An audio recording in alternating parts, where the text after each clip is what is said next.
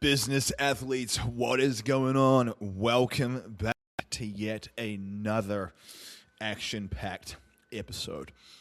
This is a good one. Healthy swaps that actually work. Fat loss without the misery. Healthy food upgrades.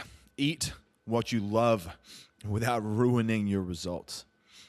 I cannot tell you enough that one of the biggest rate-limiting factors to people sticking with the plan long-term is they don't have what I call healthy food upgrades that they splice into their routine. They just try and abstain from stuff. They white-knuckle the heck out of it. They last about 4 weeks, and then they implode on themselves. How many times have we seen that happen? And I'll be the first to tell you, very often when you just try to white knuckle and abstain from something, you are essentially fighting your biology. And when you fight your biology, that is what makes life much more difficult. Because you're going to be tempted and you're going to be compelled to want to have things you enjoy. And if you don't find smart, strategic ways to incorporate them in, stack them into the routine, you'll just keep relapsing. And so one of the beautiful things about a lot of what I do personally and what I teach my students is that art of the healthy food upgrade. So having things in your rotation that aren't necessarily, pure whole foods with one ingredient, but it is a pretty high ROI option that, in my opinion, helps solve a lot of the problems that people face with overeating, binge eating, relapsing on a diet, and then caving in. One of the things that I try to tell other nutritionists and health people is that they get on this soapbox and they rant about, the quality of food. Oh, that the protein bars are junk food. And the way I think about this is, I understand what they're saying. I understand that, hey, certain things in the diet might be considered processed foods.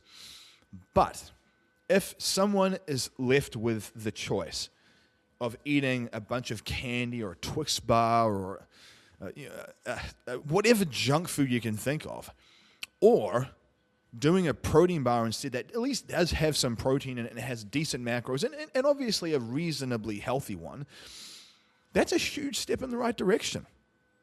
It's a huge step in the right direction. Inflammatory markers will go down. The total amount of calories they're consuming will go down. Their protein will increase. Just by getting that optimal inflammatory response, a better blood glucose response, you're going to see improvements long term. You'll feel better. Your digestion won't be as wrecked. You'll have a bit better stable energy. You won't get the spikes and the crashes that comes with your typical standard junk food. So first of all, you've got to think of this whole healthy food upgrade concept as like an upgraded mindset. Rather than thinking of restriction, you think of replacement. And rather than thinking of elimination, you think of optimization. Like, what's the better version of that thing?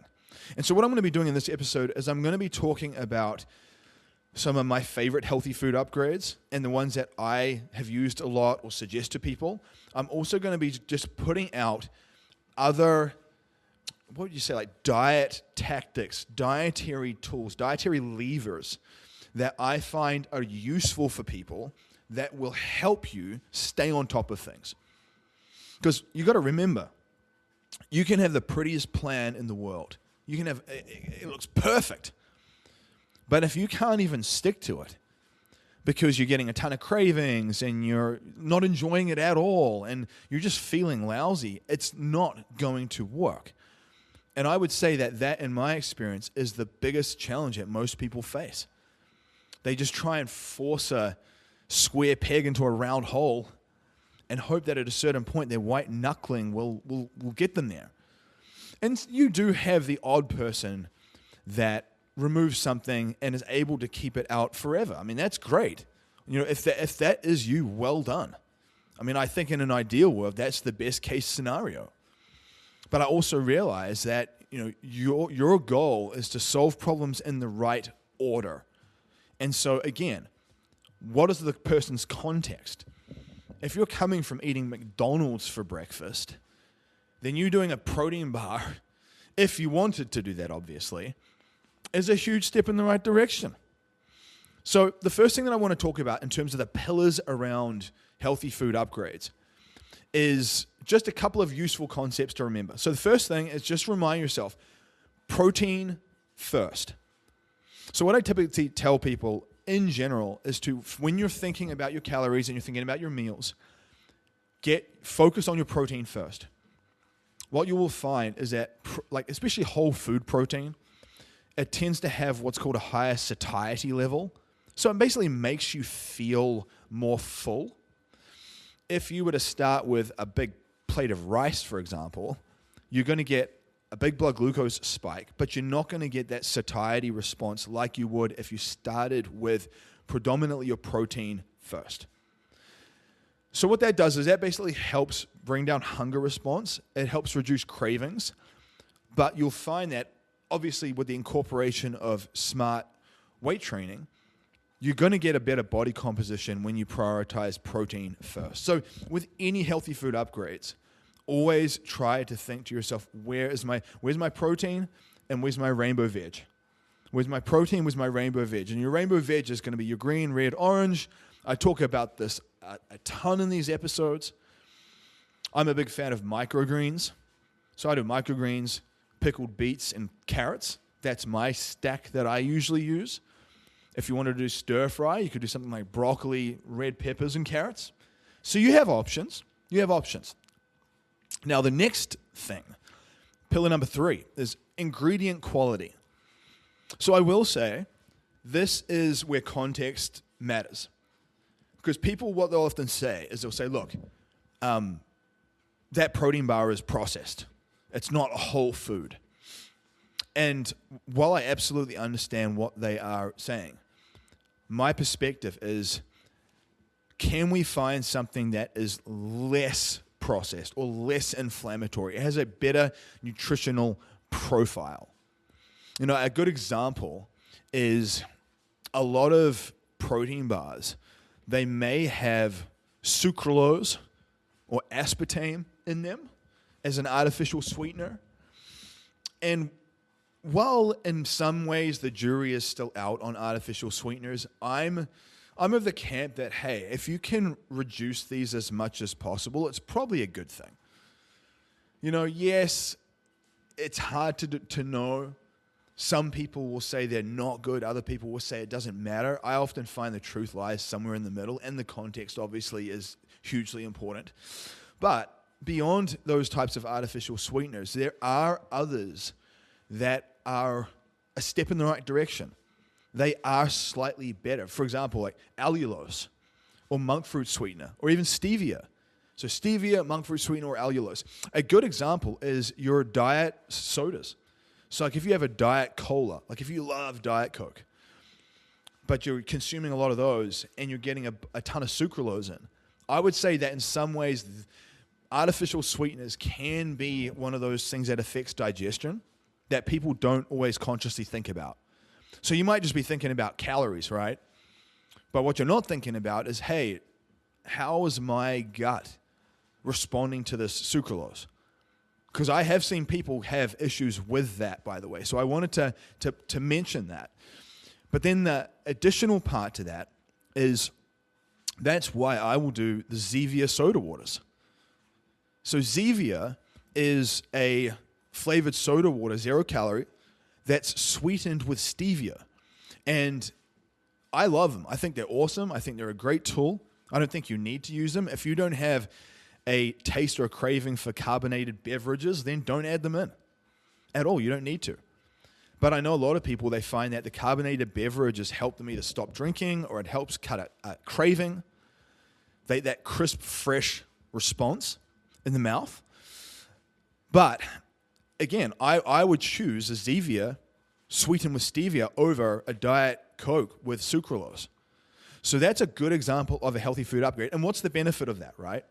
So obviously the first benefit I mentioned is your gut response. Now, not everyone will necessarily experience that, but I do notice that certain people do. And so if your digestion, if you don't get as bloated and you don't get as many negative digestive issues, that's a good thing. That's going to help you perform at a higher level. It's going to help you be more of a business athlete. Now, beyond that, obviously, I think long-term risk in terms of cancer and just like gut lining breakdown, I would go as far to say maybe something like a sucralose or an aspartame over time could maybe break down the tight junctions of the gut, causing more of a leaky gut response, potentially. And so just for that reason alone, if it's not a huge deal to swap your Diet Coke with a Zevia, why not? Yes, maybe the cost is slightly more, but what I would tell you is think about it from a perspective of cost now versus cost later. If you want to save costs now, what often happens is the cost rears its head later on down the line somewhere else, and it's usually in the form of your health. And so I just think to yourself, like, you are your best ROI, so try to put the high octane fuel in your vehicle as much as you can, because you want to behave and operate like a Rolls-Royce Phantom, not a Honda City. So the first thing, to kind of circle back to that, is that ingredient quality. I do think that's important. So typically with a lot of things, I'll look for low allergens, things that are sweetened with allulose, monk fruit, or stevia, things that don't have white refined flours in them. Instead, they might have a almond flour or a chickpea flour or a coconut flour instead. So we're looking for a cleaner flour variant. Often we're also looking for the types of oils that are in the product. As much as possible, stay away from seed oils, and I would be focusing on sort of olive oil, avocado oil, macadamia nut oil. Now, I realize that depending on the product, it's not always easy to find those types of things. So in a way, you just have to do your best with that, and don't let perfect be the enemy of good. Do not let perfect be the enemy of good. If you aren't in phenomenal shape, like if you're not super lean, jacked, strong, dialed in, healthy, gut is great, everything's locked in, and you're worried about these little nuances first, you've got to learn to solve problems in the right order. And yes, at a certain point, those things probably will matter. They probably will matter. But if you're not even regimented with like your eating pattern and you're just kind of flying by the seat of your pants, throwing everything together intuitively and just kind of like guessing, then I would say that you just need to get more coherent systems down first, lock in the basics well, and then cross each bridge as it comes. Now, another thing that I wanted to touch on before we get into these healthy food upgrades that I prefer is you've got to also think about caloric density awareness. So caloric density awareness is essentially how many calories is in this food or in this product. And this kind of segues into my condiment strategy. Because I would say that if I'm looking at and thinking about a couple of the areas where people really slip up, it's going to be condiments, it's going to be cooking method, and it's going to be that idea of the fact that something might be presented as being a health food, but it's got a lot of calories in it. So a couple of examples of things that are presented to be health foods that are pretty calorie dense is something like trail mix. So nuts, seeds, bits of dark chocolate, dried fruit, your typical trail mix, that's a calorie bomb. So you don't want to be snacking back on a bunch of that stuff. Because obviously, I will tell you right out of the gate, dried fruit, I would keep that out of the equation completely. Because it's very, very easy to eat a big portion of dry fruit, which is a lot of calories, because it's got all the water pulled out of it. So you could eat 5 whole apples of dried fruit, when if you tried to eat 5 whole apples of fresh fruit, that would be quite difficult. because all the water's removed. So the volume, the size of the food is substantially less. So it makes it very deceptive of how calorie dense the foods are. And that's definitely something that I would say a lot of people get stuck on or get caught up with. And then sort of tying back into the trail mix concept. Like a lot of nuts and seeds, while some of these things can be healthy, I typically tell people raw and sprouted and unsalted. So raw, sprouted, and unsalted. Especially sprouted, if you have digestive issues, sprouted stuff is good. Now, a brand I use for pumpkin seeds, for example, is by a brand called Happiness Foods. So Happiness Foods has a range of sprouted pumpkin seeds. Some of my favorite are the cacao flavor, the Caribbean coconut, and the zesty garlic. And so I will use these as a tiny little snack, but I'm good at this point on moderating my portions. Like I'm very conscious of the portion sizes. So I would say that that's something that you would want to practice and be aware of. You even using metric measuring cups as a guide. So maybe you have a quarter cup or an eighth cup and a half cup metric measuring cup available in your house. And every day you know that that quarter cup of pumpkin seeds is the limit to what you have. That way you're not just mindlessly spilling over. That's a very, very important thing to know, because if you eat healthy, but you're eating more calories than your body can metabolize and handle, you're going to get fat. This is a classic example of when someone starts a health process and they're not being conscious of how much they're eating. And they're eating healthy foods. They're doing the macro bowl stuff. They're doing the rainbow veg. They're doing all the colors and all the foods with one ingredient, like I always talk about. But they're not being conscious about their portions. You're like, oh, this is not working because I'm not losing any weight. Well, you've got to realize that the quality of the food brings down the inflammation in the body, but the amount of food is what changes the body composition. So you're only addressing half of the equation. The other half of the equation is you got to get intentional with your portion sizes.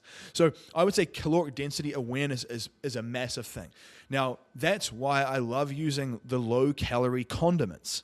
Like New Sauce is one of my favorite ones because they are a cleaner sauce product. They are sweetened with, I believe, monk fruit or allulose. Now, there are other condiments that have sucralose and different things in them, and I'm going to share those with you, because this is another good example of solving problems in the right order.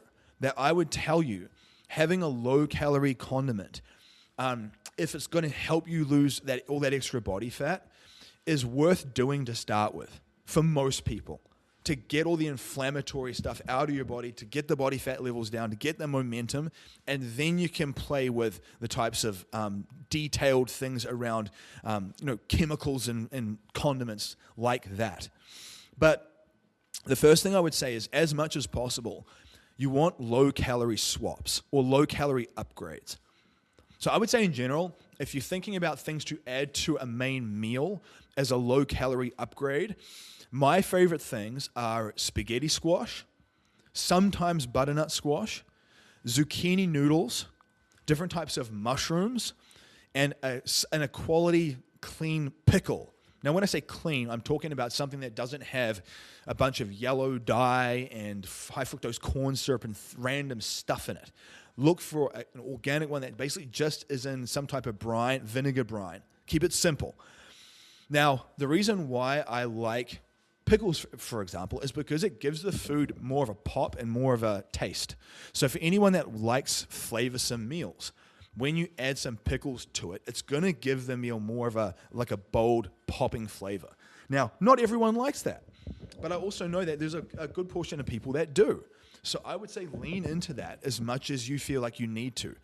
Now, the reason why I said things like spaghetti squash and zucchini noodles and mushrooms is because they have a high water content, meaning you can take 1 cup of spaghetti squash and add that to a main meal, and it's going to be very, very low in calories.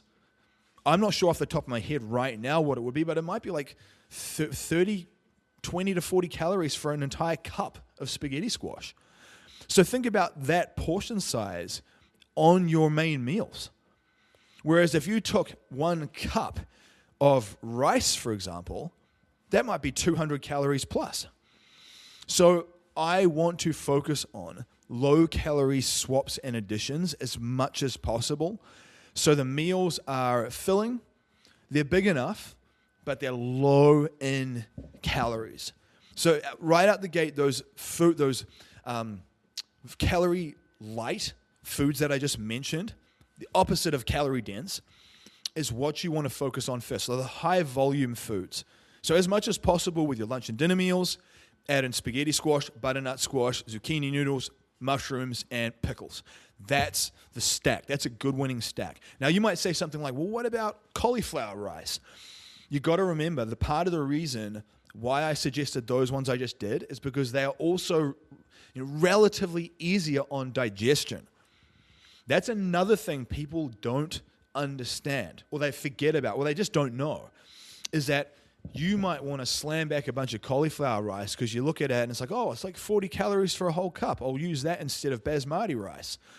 But it just wrecks your gut. You get a ton of bloating, a ton of digestive distension. You don't feel good.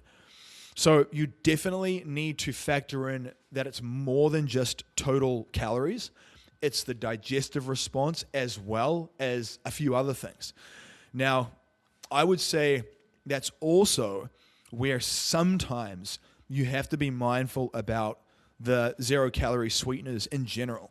Some people might get issues with stevia, or they might have issues with monk fruit sweetener. So it's one of those things where don't fret about it right out of the gate, but at a certain point, if you're still getting a lot of digestive issues and you've been cleaning the diet up and it's pretty minimalist and you're still having issues, it might be something like the stevia and the Zevia soda waters or something, and it is worth just testing that and removing something for a couple of days to see how it feels.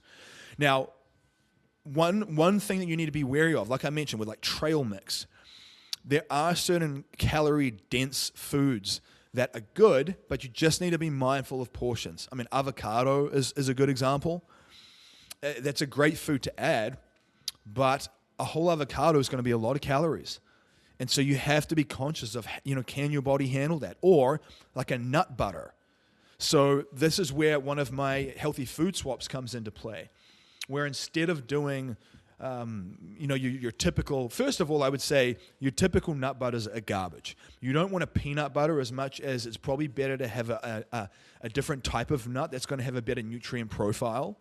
So if you want something that has a cleaner nutrition profile and more micronutrients, do some of the nutso nut butter instead of your typical Skippies or Jif peanut butter. So that's the first thing, is you can go for something that's more micronutrient rich. But the calories are still substantial. Now, if you want something that is lower in calories because you just really want to accelerate the fat loss first, I would say something like Professor Nuts. So Professor Nuts with a Z. Or there's a new brand called YO Foods. W-I-O, YO Foods.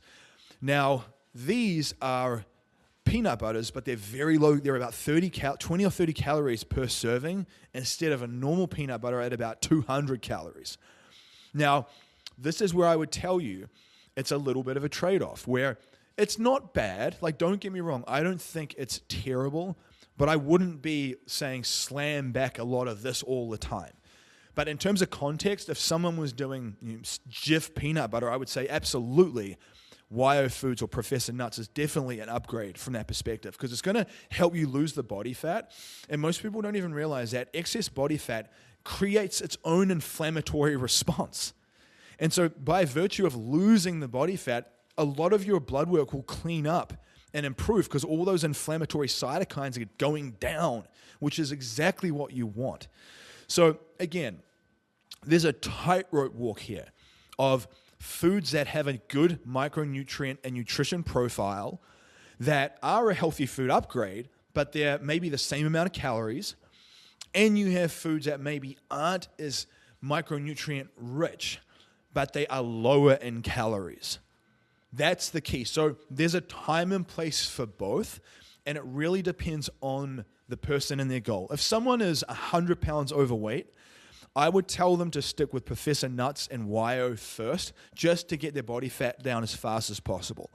If someone is already more health conscious, or they are more advanced, or maybe they're having a lot of autoimmune issues and gut health issues and things of that nature, then I would say focusing on the quality of the healthy food upgrade is probably going to be in your best interest. So for that person, the nutso nut butter would be a good upgrade instead. Now, again, you just have to be mindful of the portion sizes of these things. As long as you're mindful of portions, you will be fine with it. And I would actually say that in many ways, healthy food upgrades that are more micronutrient rich are actually the best bet. They're a good idea, but you just have to be conscious of your portion sizes, like I mentioned. Now, and like I said, I'm going to talk about a bunch of different healthy food upgrades that I like. So it's going to be an episode where you've got some good tactics you can go away with and actually implement. Now, another part outside the smart condiment strategy. Well, let me do this. With the smart condiment strategy, a couple of ones that I think are good to just start with to give you a base is obviously New Sauce. That's my go-to. Flavor Gang or Taste Flavor Company, or the G. Hughes sugar-free barbecue sauce. Now, caveat, like I said, those last ones I mentioned, they have sucralose and some other slightly processed things in them. But remember, if you need to lose a bunch of body fat because you want to get that inflammatory response down, it's going to be better that you use those than using like a Chick-fil-A sauce or some processed crappy sauce that's also a lot of calories. Because that's what most people would probably do. They use a crappy sauce that's also got a lot of calories, so they're not winning anywhere. So take note from those condiments first. One condiment that I like that's got more calories in it, but it's a nice clean one in my opinion, is G sauce. So J-E-E, G sauce. I love that one. It's probably my favorite.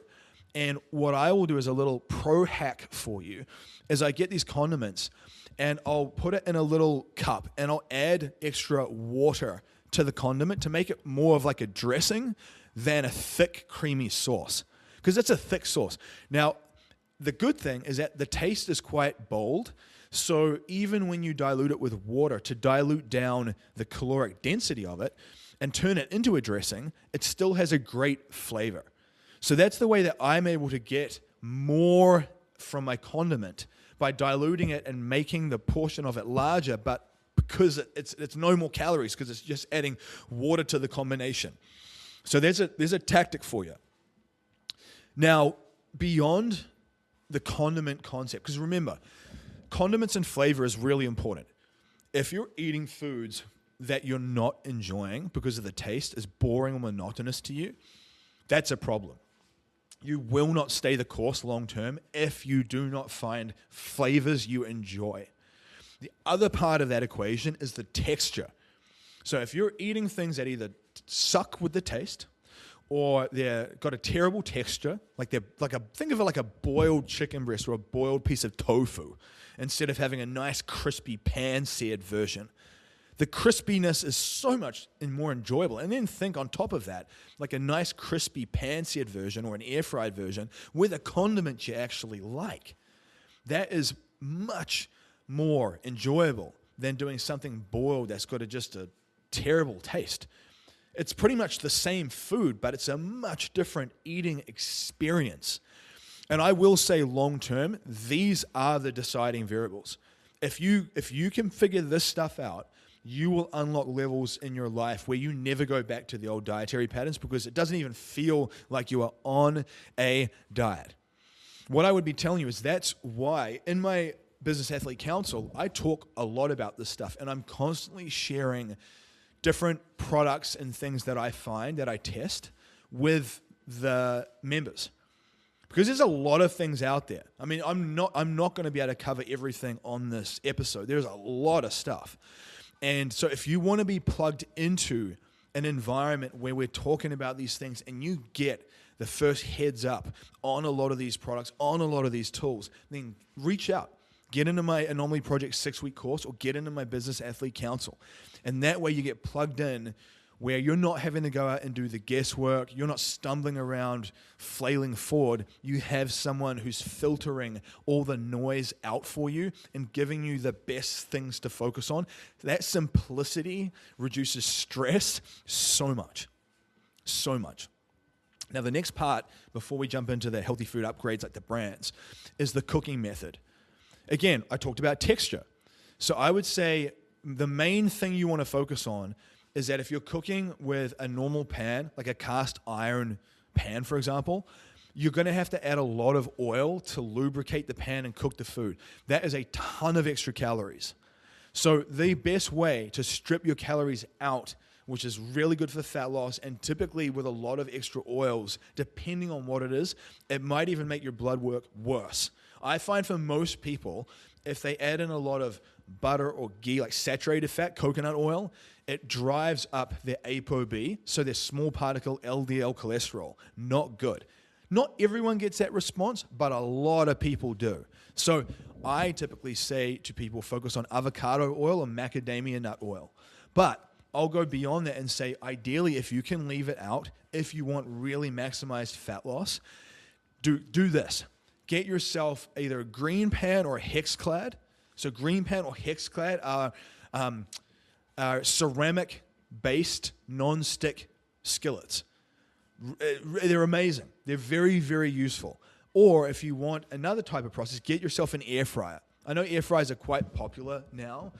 I'd been using one for a few years before they became popular, and I just find them such a useful tool because it allows you to cook the food fast, and you get that crispy texture with no additional oil, so the calorie count is low.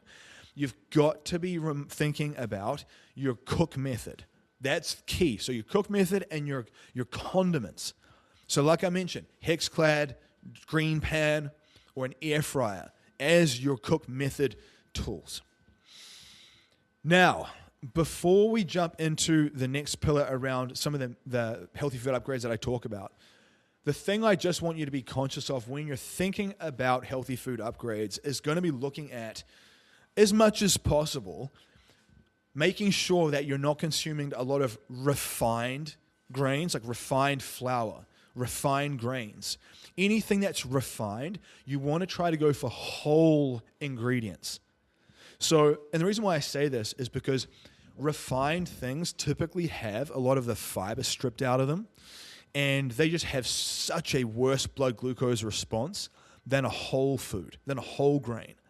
And so that's why I talk about with bread, for example, rather than doing a white refined bread, like bunny bread, you would do a Dave's Killer bread, or if you wanted to take a step further, you'd use the Food for Life sprouted grain Ezekiel bread. Now, this is a frozen bread. Because it is so clean, it's not shelf stable. And there are other breads, by the way, I'm going to touch on them. So I share this with you because you just got to, and I would say that, again, the tightrope is that if fat loss is your primary goal, like if you need to lose a bunch of weight or fat loss is just your primary goal, you're better off focusing on low-calorie foods that maybe are still a little bit processed. If optimal health is your goal, you're better off focusing on the micronutrient-rich foods, which sometimes are of similar calorie intake, but much cleaner, like they're whole foods instead. And I would tell you that I think for most people, a combination of both isn't a bad thing. It's not a bad thing. So don't beat yourself up if you feel like you just want to add in a bunch of the low-calorie stuff. I would say, how can you do a ratio of both? So you're getting best of both worlds as much as possible. Now, with the healthy food upgrades, just remember that there are a lot of things beyond these. This is just some of these off the top of my head, but there's a lot of things out there. I would say that you do need to be mindful about how much of this type of stuff you add in. My general rule of thumb for you is that as much as possible, I would say 90+% of your diet should be foods with one ingredient. So, sweet potato is just sweet potato. Blueberries are just blueberries. Broccoli is just broccoli. 90% plus should be that. Because if you're eating a boatload of protein bars and just protein snacks. There's protein everything at this point. That's not going to be optimal in terms of your gut health. You'll probably get an inflammatory response in your body with that stuff. And you're just not going to feel truly optimal because you won't be getting the depth of the micronutrients you could be getting if you're sticking with foods with one ingredient. So you got to remember also that the food marketing industry now has kind of caught on that people are obsessed with protein. And so when you go into the store, everything is protein infused. And so that doesn't necessarily mean that it's healthy. And I would actually say in many instances, it's not healthy. But like I come back to, solve problems in the right order. If you are eating a bunch of processed food, but it's low in protein and it's just white refined garbage, I would rather you add in protein-focused foods that are a slightly cleaner version of the same thing. Solve problems in the right order first. Really, really important. Now, one of my favorite food swaps is a brand called Macro Mike. So Macro Mike is based out of Australia, but they ship to the US. And they are a supplement food company, and they do high-protein baking mixes. So they have protein mug cakes, brownies, donuts, pancakes, muffins, you name it. They've got different things. Now, the reason why I like these guys is because a couple of reasons. One, it's the macro ratio of these foods is more optimal than your typical random garbage. So if you were going to do a protein donut from Macro Mike, it's going to be much better macros, protein, carbs, and fats, than if you were just going to eat an actual Dunkin' donut, for example. Much different response in the body. Now, the other part of it is the inflammatory ingredients in the foods. So Macro Mike, the guy that created the brand, he was getting a lot of digestive issues. And so what he did was he removed a lot of the inflammatory stuff that was causing that and replaced it with low allergen products. So things like monk fruit for the sweetness, things like chickpea flour or almond flour or coconut flour. See, these things, for most people, are easier on the gut than if you were to do some processed white refined flour. So right out of the gate, you've got a better macro split and you've got less inflammatory response in the body. It's a win-win. Our daughter, Zia, she eats Macro Mike stuff all the time. So we're very fortunate that we had these tactics and tools from the very beginning of her life. She's 7 years old at the time of this recording. And so she doesn't eat typical processed junk food. She doesn't eat Oreos. She doesn't eat all the typical inflammatory things that a lot of people consume. And one of my biggest observations with people and children in general is that the inflammatory nature of the food is what's driving a lot of the behavioral issues you see in yourself or in your kids.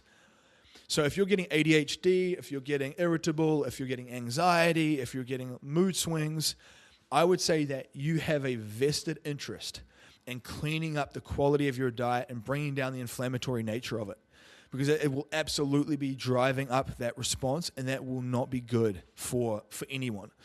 So Macro Mike is the first one. And so what I do is I'll use Macro Mike for making little mug cakes as a dessert after dinner. If you need some type of sweet snack, like you want a donut or a cookie, you can bake out a few of these, and you could allocate a certain amount of that to your diet every day. So you factor the calories in. If you factor it in as a plan, you can't go wrong. So you can actually have your quote-unquote cake and eat it too every single day, get a better inflammatory digestive response, and hit better macros, and fulfill that need so you're not white-knuckling your mind out. Can you see how this is the needle that you move to get a better result long-term? Now, another thing that kind of stacks off the back of Macro Mike is just your typical protein bars. Now, I will say, a caveat here is that, yes, there are some protein bars that are healthier than others. So it is a spectrum there. I will tell you that if you are very, very health conscious, then you probably would just leave the protein bars out in the first place. If you feel like you get a craving for candy bars and chocolate and junk food, then adding in some type of protein bar is probably not a bad thing. There are protein bars that have really good macros. They can sometimes be harder on the gut, like the David protein bars. For a lot of people can be harder on digestion, but they're very low in calories and they're very high in protein. But I find that there are other types of protein bars that are sort of a good combination of okay macros, but healthier on the gut. And so things like macro bars. Macro bars is one. Aloha bars are another one. So I would say that those are common ones. Popular or common ones that people use are things like Quest bars, Built bars. Again, I will be the first to tell you that if you can leave these out, do it. But if you feel like it's giving you some sanity and it's a reward system and it helps you from caving in and eating a bunch of other random stuff, then I would definitely say it's a tool that is useful. You just got to remember, though, very often if people add in a lot of protein bars or protein powders, it can affect your digestion. If you have sensitive digestion, you probably need to be mindful with their portions of these things. But like I said, I would rather you have a David bar or a macro bar or a chocolate dipped no-cal bar. Those are the ones that I will use. That's a cleaner profile, 20 plus grams of protein, but not as inflammatory as if you were just going to eat a Twix bar, for example. So protein bars are another tool. Stir flavored water drops, STUR. Now, I've seen people use the low-calorie flavored water drops before, but typically the catch here is that a lot of those low-calorie flavored water drops have red dye and blue dye and yellow dye in them. And this is another part where the jury is still out. Just like sucralose and aspartame, it's hard to know what the cognitive and long-term effects of these dyes are on our biology and our neurochemistry. Some people are starting to believe that a lot of learning disabilities and behavioral and mood issues in children is in some way proliferated by some of these dyes. So if you look at a product and it's got red dye 40 in it, for example, you want to keep that out if you are concerned that you or your children either getting ADHD or having some type of behavioral or learning issue. Now, the good replacement for it is stir flavored water drops. I love stir because the taste is really good. It makes water much more enjoyable for most people to drink. It's sweetened with stevia. It even adds extra antioxidants in, and it's got natural colors and everything. So I will tell you that unless you have a real sensitivity to stevia or something, which most people don't, adding stir-flavored water drops to your water through the day is a great way to make sure that you don't dehydrate yourself. That's one of the common areas that people suck at, quite frankly. They run chronically dehydrated. And when you run dehydrated, you're going to get headaches, you're going to feel foggy, your mood's going to be low, and you're going to get cravings. You're going to feel hungry. And so by virtue of adding these drops to the water that makes it more enjoyable to drink, you will typically hydrate more because of that. And that's a good thing. That's a good thing. So I would say stir-flavored water drops are a great tactic, especially for the kids. Like, remove juice completely. Juice should not be in your house. Unless you are doing like a cold-pressed green juice or there's a specific reason. The only thing I could think of is a specific reason to add in liquid calories like a juice, like coconut water or some type of fruit juice, is if you're advanced with training and or you're doing some type of endurance-based training where you need fast sugars while you train. So if you need fast sugars while you train to perform, then that's the context. But most people, that's not part of their context. They don't need that. So I would say stir-flavored water drops over juices hands down. You won't get the negative blood glucose response. You won't be adding in extra calories that are just going to make fat loss even more difficult. So it's a win-win-win. Another one off the back of that is the Zevia soda waters, like I mentioned at the start. So I would say that if you don't have an inclination for carbonated beverages, you don't even have to add this in. You do need to be mindful with these because if you drink a lot of carbonated beverages, you might find that you get some bloating because of the gas and the carbonation. But if you don't experience that, hands down, it's much better than doing Diet Coke, for example. Now, obviously, I hope this is obvious at this point that I wouldn't be drinking sugary soft drinks. If you're drinking sugary Mountain Dew or Coke, Pepsi, you have to absolutely remove that, because there's, in a day and age now where there's Zevia, there's so many better options. So if you are doing that, make sure you're using the 0 calorie first. And if you're using 0 calorie like Diet Coke, swap to Zevias. Zevia has a Coca-Cola flavor. I love the vanilla cola one. And I don't drink a ton of it, but I have a little bit, I find for me, it cuts through any craving. If you get a craving or if you get a bit of hunger, just having a little bit of carbonation, for me personally, really cuts that response down. And I just enjoy it. So that's another tool that I would be adding in. So when it comes to cheat meals and what I call refeed meals, I've done episodes on cheat meals and refeed meals on these things. Now, I try to find healthier options that you can make recipes with. So, for example, someone might love macaroni and cheese. Maybe your kids love it. So there are healthier cheese options you can make. You can make a cashew cheese that has some garlic and some lemon juice and some nutritional yeast in it. And it's a much cleaner version, a much healthier version. Yes, it has some calories, but if you want a healthier nutrient profile, a homemade cashew cheese sauce recipe would be ideal. But the protein is often, the pasta is often a key part of it. So instead of consuming your typical white refined pasta or just your average normal wheat pasta, get some of the Brahmi protein pasta. Brahmi, B-R-A-M-I, Brahmi. It's a high protein organic lentil pasta. And I will tell you, the texture on Brahmi is good. A lot of the protein pastas are often chickpea based and they're very clumpy and doughy. I don't really like the texture of them for a lot of people. And that's one of the common responses people will often give. But Brahmi, it's high in protein, much better macronutrient ratios, but the texture is also pretty darn good. So now you can do your macaroni and cheese or your spaghetti bolognese with Brahmi protein pasta, and you're getting a much better nutritional profile, and it's going to be cleaner in your system, less inflammatory response. So right away you win by swapping with something like that. And like I mentioned, if you want to do a cheese sauce, you can do a healthier version, so that would be like a cashew nut-based cheese sauce. Or if you want a lower calorie version, look for like a cauliflower cheese sauce. Now, this is where the tightrope comes in. Some people, like I mentioned earlier with the cauliflower rice, some people get digestive issues with cauliflower. It's very fibrous.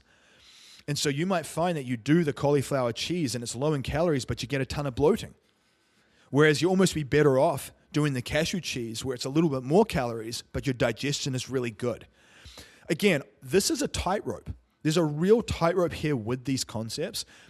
And again, it is absolutely why it's worth getting into my tribe, my masterminds, because I can instantly help you solve these problems. I will instantly know based on your biofeedback and how your body's responding which path you need to take. And you'll have this type of path, this fork in the road, many, many, many times, by the way. Cheese sauce is just one example. There's many other instances where that principle would apply. Now, another one that I think is useful is bread. So rather than just doing your typical bread, if you want something that is a cleaner version, but it's still, it's not probably the best, but it's sort of a cross between being slightly affordable and a cleaner version, is your Dave's Killer Bread. Now, some people get into the whole thing about with Dave's Killer Bread or some of these breads, they might be higher in glyphosate or pesticides and things. And I'll be the first to tell you that that's another good example of you just got to solve problems in the right order. Like if you're not super healthy and optimal yet, then worrying about that stuff right out of the gate probably isn't worth it yet. But if you are more advanced, then yes, address those things. And I'm going to tell you how. So Dave's Killer Bread is a good option. If you want something that is even cleaner, like if you're like, look, I get it, but I want that next level. You want the Food for Life Ezekiel sprouted grain bread. It comes frozen, but it's the best one there is. It's sprouted grain. It has a higher digestibility and absorption ratio. So if you really want to maximize how your body uses calories, you want stuff that's sprouted. That's why I mentioned the pumpkin seeds at the start. I will do a number of sprouted things because I want to maximize absorption of the calories so I get more bang for my buck. Now, if you are like some people and you have a sensitivity to wheat, which is obviously pretty common, those two breads will still negatively impact you. What do? There's a brand called Pacha, Pacha, Pacha. It's a seed-based bread. So yes, this will still have some calories, but it's much less inflammatory in someone that maybe gets some digestive issues from wheat.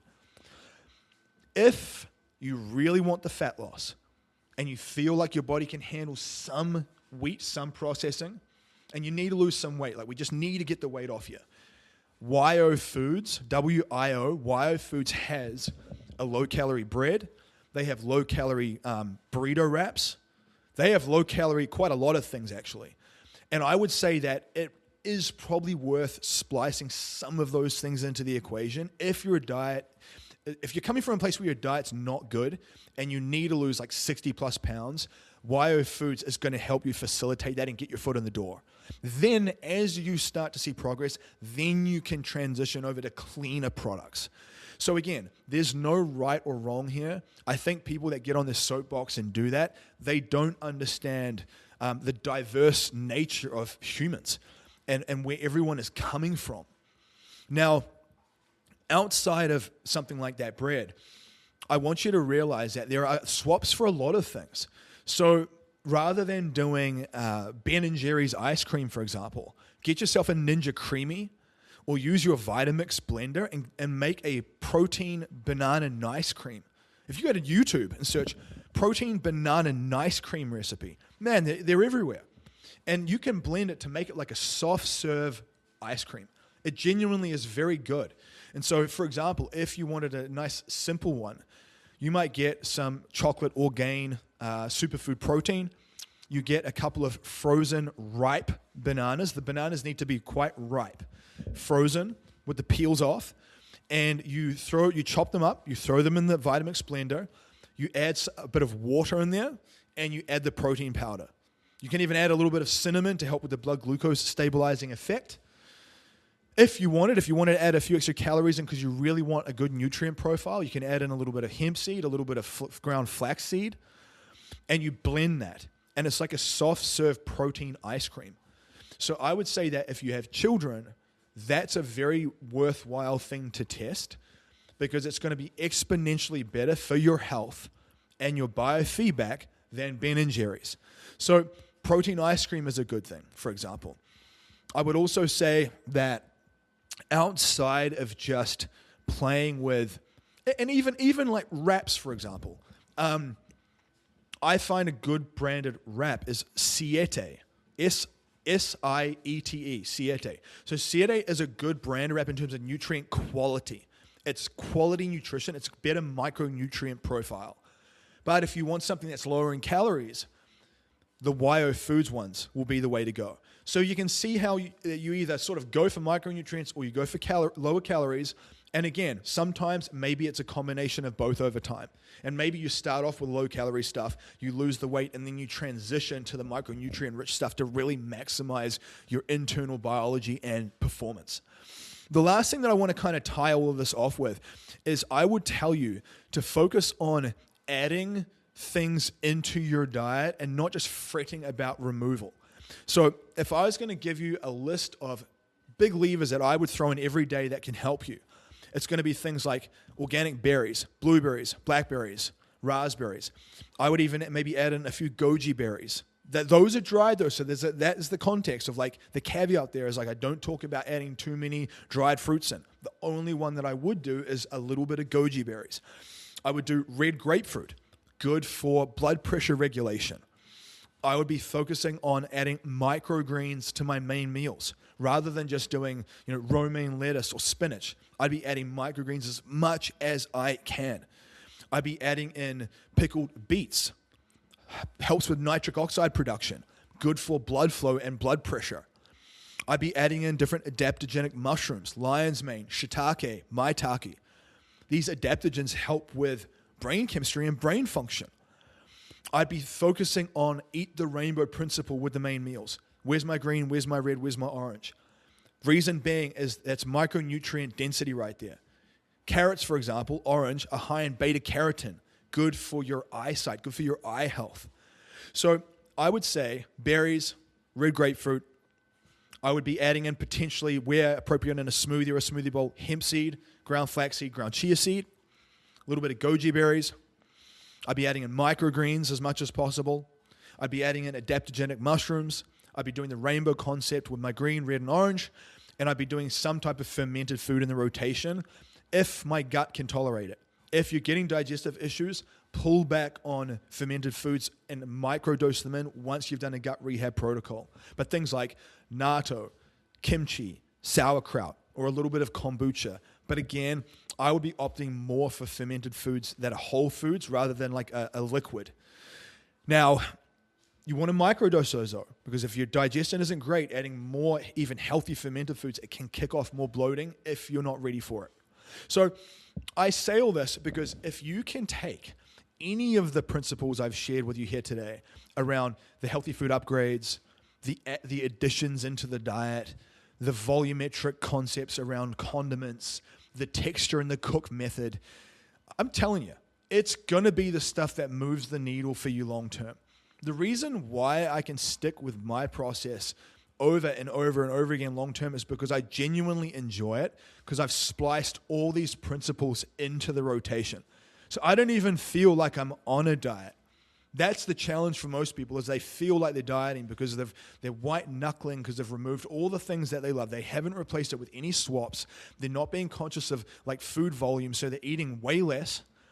And they just struggle, and eventually you will just burn out and go back to what you were doing. And I see that time and time and time again. It's why people do 75 hard 7 times, because they don't have a better process spliced into the rotation.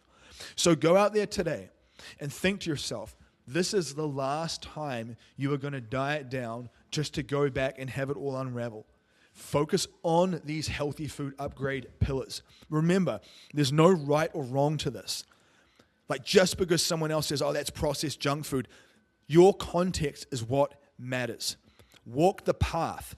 Lose the body fat first with the lower calorie foods, and then start to introduce in the more micronutrient rich things that help get you to that next level. Because remember, when I talk about micronutrient rich, your energy levels and your sleep and your mood, those things are driven by the quality of the food. If you're feeling anxious and you're getting brain fog and you're not sleeping well, it's because there's too much inflammation happening in your system. We need to fix that. And if you want help with that, get into my tribe, get into my rotation, take these principles, go out there today. And remember, it starts with you.